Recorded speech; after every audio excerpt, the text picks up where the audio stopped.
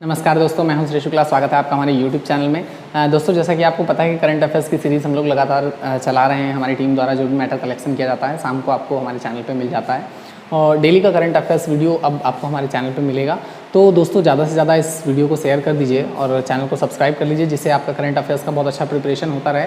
आप railway NTPC हो, group D हो या जो भी लेखपाल वगैरह जितने भी अभी एग्जाम्स होने वाले हैं लेटेस्ट ग्रुप C या ग्रुप D लेवल के, आप पाएंगे कि आपके इस क्लास नोट से, इस करंट अफेयर्स वीडियो लेक्चर में से आपको लगभग सारे क्वेश्चन आपको देखने को मिल जाएंगे, है ना। इस सीरीज़ को हमने ऑफलाइन में कुछ बच्चों के साथ स्टार्ट किया था 1 सितंबर से, और अभी हाल ही में BHU का एंट्रेंस हुआ है, तो आप पाएंगे कि उसके 2-3-4 क्वेश्चन हैं जो आपको एग्जाम में देखने को मिलेंगे। तो सिर्फ 10 दिन में 2-3-4 क्वेश्चन अगर फंस जा रहे हैं तो आप आइडिया लगा सकते हैं कि अगर 1 महीने 2 महीने में इसको लगातार जारी रखा तो ये कितना कारगर होने वाला है हमारे लिए, है ना। तो चलिए बिना देरी किए हुए चलते हैं, अपने वीडियो को स्टार्ट करते हैं। दोस्तों, आइए अपने लेक्चर में आगे बढ़ते हैं। सबसे पहला क्वेश्चन आपके डिस्प्ले पे आ चुका होगा। हाल ही में किस भारतीय फिल्म को वेनिस फिल्म समारोह में सर्वश्रेष्ठ पटकथा लेखन का पुरस्कार मिला है? तो ये बहुत ही अच्छा क्वेश्चन है। आपको पता है कि ऑस्कर अवार्ड हो गया, राष्ट्रीय फिल्म पुरस्कार हो गया और वेनिस फिल्म अवार्ड हो गया, ये आपके एग्जाम में पूछे जाते ही जाते हैं, है ना। तो देखिए यहाँ पे ऑप्शन दे रखा है अंधाधुंध, MI, मानसून वेडिंग और द डिसाइपल। तो ध्यान रखिएगा, यहाँ पे जो आपकी मूवी है द डिसाइपल, इसको आपका क्या मिला है? वेनिस फिल्म अवार्ड मिला हुआ है। ठीक है दोस्तों, तो ये चीज़ आपने यहाँ पे ध्यान रखनी है। अभी इससे रिलेटेड कुछ और क्वेश्चन पूछा जा सकता है, जैसे पूछ ले कि ये किस चीज़ से संबंधित है। तो जो भारत के शास्त्रीय जो आपके शास्त्रीय नृत्य वगैरह हैं, इन सारी चीज़ों से रिलेटेड है थोड़ा सा मूवी, है ना। तो ये चीज़ आपको यहाँ पे ध्यान रखनी है। नेक्स्ट क्वेश्चन देखिए आपके डिस्प्ले पे आ रहा होगा। हाल ही में किस भारतीय खिलाड़ी द्वारा 15वीं यूशु चैंपियनशिप में जीता गया रजत पदक स्वर्ण पदक में बदल गया? तो दोस्तों, ये एक मतलब बहुत ही बढ़िया क्वेश्चन है। ऐसा क्वेश्चन है कि पूनम खत्री जो थी, एक प्लेयर, इसमें देखिए ऑप्शन में लिखा हुआ है पूनम खत्री, पूनम खत्री, इन्होंने जीता था रजत पदक। क्या जीता था? रजत पदक, है ना।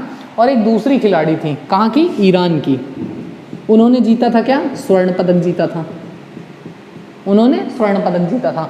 लेकिन ये फंस गई किसमें? डोप में। किसमें फंस गई? डोप में, है ना। मतलब आप जानते होंगे कि प्लेयर्स अगर ड्रग्स लेते हैं तो उन्हें इनेबल, मतलब उनकी एबिलिटी ख़त्म हो जाती है गेम की। तो इनका जो था वो कैंसिल हो गया प्लेयर का। तो ये जब डोप में पकड़ गए तो इनका जो रजत पदक था वो किस में बदल गया? स्वर्ण पदक में बदल गया। किसका? पूनम खत्री का, है ना। तो ये भी बहुत अच्छा क्वेश्चन है, पूछा जा सकता है, आपके एग्जाम के पॉइंट ऑफ व्यू से इंपॉर्टेंट है ना। तो ये चीज़ थोड़ा सा ध्यान रखेंगे। नेक्स्ट क्वेश्चन है, हाल ही में Krishna Godavari basin methane hydrate की प्रचुर उपलब्धता के कारण चर्चा में है। मीथेन हाइड्रेट बनता है। बहुत ही अच्छा क्वेश्चन है, इसमें लिख लीजिए कि एग्जाम में आएगा। मोस्ट इंपॉर्टेंट क्वेश्चन है। देखिए आपको बताएं होता क्या है कि समुद्री जल में जब आप नीचे जाते हैं, जब आप समुद्री सीमा में थोड़ा सा नीचे जाते हैं तो वाटर के नीचे क्या होता है कि उसका जो प्रेशर होता है वो बढ़ जाता है, और उस प्रेशर बढ़ने के क्रम में बीच में जहाँ कहीं भी मीथेन गैस होती है तो वो एक धुंध के रूप में परिवर्तित हो जाती है और ऐसी धुंध बन जाती है और उससे ऐसे आग की लपट जैसी दिखाई पड़ती है। तो ऐसा लगता है कि जैसे यहाँ पे क्या है, बर्फ़ के ऊपर आग जल रही है ना। और एक्चुअली होता क्या है, तो वो मीथेन गैस होती है। तो अभी हाल ही में इसका बहुत बड़ा भंडारण खोजा गया है ना। आपको पता होगा कि जो गैस होती है CNG, कंप्रेस्ड नेचुरल गैस, तो इसमें मीथेन की बहुत ज़्यादा मात्रा होती है। तो अभी इसका जो भंडारण खोजा गया है, कहाँ पे खोजा गया है? तो ये आपकी गोदावरी नदी है और ये कृष्णा नदी है। इन दोनों के बेसिन में, इन दोनों के आसपास काफ़ी भारी मात्रा में क्या खोजा गया है? इसका भंडार खोजा गया है। किसका? मीथेन का। तो इसलिए बहुत ज़्यादा चर्चा में है। तो देखिए मीथेन सबसे ए ऑप्शन ही दे रखा है कि मीथेन हाइड्रेट कब बनता है? तो जल मीथेन का संपर्क, मतलब अर्थात जल से जब मीथेन का संपर्क होता है तब क्या बनता है हमारा? तो मीथेन हाइड्रेट बनता है। आई होप सो ये क्वेश्चन आपको क्लियर हो गया होगा। नेक्स्ट क्वेश्चन है, हाल ही में जापान की लिबरल डेमोक्रेटिक पार्टी ने PM के लिए चुना है ना। देखिए बहुत बढ़िया क्वेश्चन है। आपको पता होगा कि जापान के प्रधानमंत्री कौन थे? Shinzo Abe. कौन थे? Shinzo Abe. इन्होंने स्वास्थ्य कारणों के चलते अभी क्या दे दिया था? इस्तीफा दे दिया था, है ना। और याद रखिएगा कि सबसे लंबे समय तक ये जापान के प्रधानमंत्री रहे हैं, है ना। 2 बार चुने गए, मतलब एक बार चुने गए, फिर उन्होंने स्वास्थ्य कारणों से इस्तीफा दे दिया, दोबारा फिर बने और इस बार फिर इन्होंने स्वास्थ्य कारणों के चलते इस्तीफा दे दिया। तो काफ़ी लंबे समय तक रहे हैं, है ना। तो ये चर्चा में रहा है अभी मुद्दा, और इसका जो आंसर हो जाएगा वो है आपका C ऑप्शन, येशोहिडे सुगा। येशोहिदे सुगा है, वो डा लिख गया है। तो येशोहिदे सुगा जो है ये अब वहाँ के क्या बने हैं? नए प्रधानमंत्री बने हैं। तो ये चीज़ आपको ध्यान रखनी होगी। नेक्स्ट क्वेश्चन है, हाल ही में किस राज्य में राष्ट्रीय सहकारी विकास निगम NSDC की सहायता से 220 करोड़ के पिगरी मिशन की शुरुआत की गई है? तो दोस्तों इसका आंसर है मेघालय। क्या है? मेघालय। अब जरा पिगरी मिशन के बारे में समझ लीजिए क्या है। ये जो पिगरी मिशन है ये भारत की सबसे बड़ी सुअर पालन योजना है। सुअर पालन योजना है। इसमें 35,000 कृषक और 500 से अधिक आदिवासी समूह ये सम्मिलित होंगे और इसका जो बजट है वो कितना है? 220 करोड़ रुपए है ना।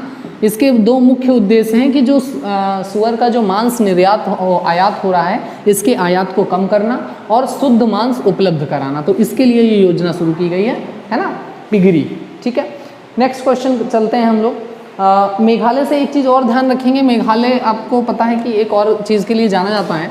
यहाँ पे खासी गारो जयंतिया पहाड़ियाँ हैं और उन पे निवास करने वाली जो जनजातियाँ हैं वो भी किस नाम से जानी जाती हैं? खासी गारो और जयंतिया के नाम से जानी जाती हैं। साथ ही साथ एक मौसिन राम प्लेस का आपने नाम सुना होगा जो वर्षा के लिए सबसे अधिक, चेरापूंजी के बाद मौसिन राम आया है। तो मौसिन राम भी आपका कहाँ पड़ता है? मेघालय में ही पड़ता है। नेक्स्ट आगे चलते हैं हम लोग। हाल ही में किस राज्य की विद्युत वितरण कंपनी ने ई ऑफिस की शुरुआत की है? देखिए e office in the sense paperless काम होगा यहाँ पे, है ना। क्या होगा? पेपरलेस काम होगा, कागज का काम खत्म, टोटली काम किस में होगा? वो ऑनलाइन होगा, डिजिटल रूप में होगा। तो इसको शुरू करने वाला राज्य कौन सा बन गया है? तो आप याद रखेंगे कौन सा राज्य बन गया भैया ई ऑफिस शुरू करने वाला? तो इसका आंसर क्या हो जाएगा? जल्दी बताइए फटाक से, कमेंट करके बताइएगा। इसका हम आपको बताने वाले नहीं है, इसके एवज में एक चीज़ और बता दे रहे हैं आपको कि आप जानते हैं कि झारखंड विधानसभा है एक, झारखंड विधानसभा है ना, हेमंत सोरेन जहाँ के मुख्यमंत्री हैं। ये विधानसभा देश की पहली ऐसी विधानसभा है जो पेपरलेस विधानसभा है। कैसी है? पेपरलेस विधानसभा। यहाँ पे कागज का इस्तेमाल नहीं होता, पूरी तरह से पेपरलेस विधानसभा है। कौन सी? झारखंड विधानसभा, है ना। तो ये ध्यान रखिएगा और आपको कमेंट करके बताना है कि कौन सा ऐसा राज्य है जिसकी एक कंपनी है जो क्या बन गई है? विद्युत वितरण कंपनी है और उसने अपने आप को पेपरलेस कर दिया, मतलब उसने ई ऑफिस स्टार्ट कर दिया है। ठीक है, चलिए नेक्स्ट क्वेश्चन आगे चलते हैं। हाल ही में किस टेनिस खिलाड़ी ने अमेरिका ओपन 2020 के पुरुष वर्ग का खिताब जीता है? 2 दिन पहले जो वीडियो आया था उसमें हमने आपको बताया था महिला एकल, और महिला एकल में हमने आपको बताया था कौन जीते हैं? क्यों भैया? जापान की प्लेयर जीती थी, नाओमी ओसाका। कौन जीती थी? Naomi Osaka. अमेरिका में जब श्वेत अश्वेत संघर्ष चल रहा था तो इन्होंने खेलने से मना कर दिया था, बाद में रिक्वेस्ट करने के बाद इन्होंने खेला, नाओमी ओसाका ने, और महिला एकल में खिताब जीता। अब यहाँ पे बात हो रही है पुरुष एकल की, है ना। तो पुरुष एकल में कौन जीते हैं? तो ये डोमिनिक थियम जो है ये जीते हैं। कौन जीते हैं? Dominic Thiem. तो ध्यान रखिएगा ये। नेक्स्ट क्वेश्चन है, इसके लिए एक चीज़ हमने आपको बताई थी कि टेनिस के जो फॉर्मेट होते हैं उसको कैसे याद रखेंगे? तो अफवाह याद रखिए, Australia open, French open, Wimbledon और अमेरिकन ओपन, है ना। नेक्स्ट आगे चलते हैं। हाल ही में हिंदी दिवस मनाया गया है, ये किस तिथि को मनाया जाता है? तो ये तो बहुत अच्छा क्वेश्चन है और आ भी सकता है। तो आपको पता होगा 2 डेट याद रखनी है इसके लिए। एक तो 10 जनवरी याद रखेंगे, 10 जनवरी 1975, और दूसरा याद रखेंगे 14 सितंबर 1949। ये दिन है जब हम मनाते हैं राष्ट्रीय हिंदी दिवस। क्या मनाते हैं? राष्ट्रीय हिंदी दिवस। और ये दिन है जब हम मनाते हैं आपका क्या, ये आपका जो है ये अंतर्राष्ट्रीय हिंदी दिवस है। अंतर्राष्ट्रीय हिंदी दिवस है और ये क्या है? ये राष्ट्रीय हिंदी दिवस है। तो आपको पता है इस दिन राष्ट्रीय हिंदी दिवस क्यों मनाया जाता है? क्योंकि 14 सितंबर 1949 को ही क्या हुआ था? तो भारतीय संविधान में हिंदी के प्रावधानों को राजभाषा के रूप में जोड़ा गया था। अनुच्छेद 343 से 351 तक के आर्टिकल अगर आप पढ़ेंगे तो आपको किससे संबंधित है? हिंदी राजभाषा से संबंधित है, भाषाओं से संबंधित है ना। और 10 जनवरी 1975 में क्या होता? तो नागपुर में एक अंतर्राष्ट्रीय हिंदी सम्मेलन हुआ था। कहाँ पे? अंतर्राष्ट्रीय हिंदी सम्मेलन 1975 में 10 जनवरी को। और तब से 10 जनवरी को क्या मनाया जाता है? अंतर्राष्ट्रीय हिंदी दिवस मनाया जाता है। तो राष्ट्रीय हिंदी दिवस 14 सितंबर, अंतर्राष्ट्रीय 10 जनवरी। नेक्स्ट अगले क्वेश्चन की ओर चलते हैं। आज का लास्ट क्वेश्चन है, हाल ही में किस राज्य ने महत्वपूर्ण प्रतिष्ठानों हेतु विशेष सुरक्षा बल के गठन को मंजूरी दी है? SSF। ये दोस्तों ऐसी फोर्स होगी जो बिना वारंट किसी को अरेस्ट कर सकती है। और इसका गठन कौन कर सकता था? आपको मालूम है इस समय जो फुल फॉर्म में मुख्यमंत्री हैं सुरक्षा को लेके, वो आपके कौन है? योगी जी, है ना। तो इसका गठन किस सरकार ने किया? योगी सरकार ने किया है। कहाँ पे? उत्तर प्रदेश में, है ना।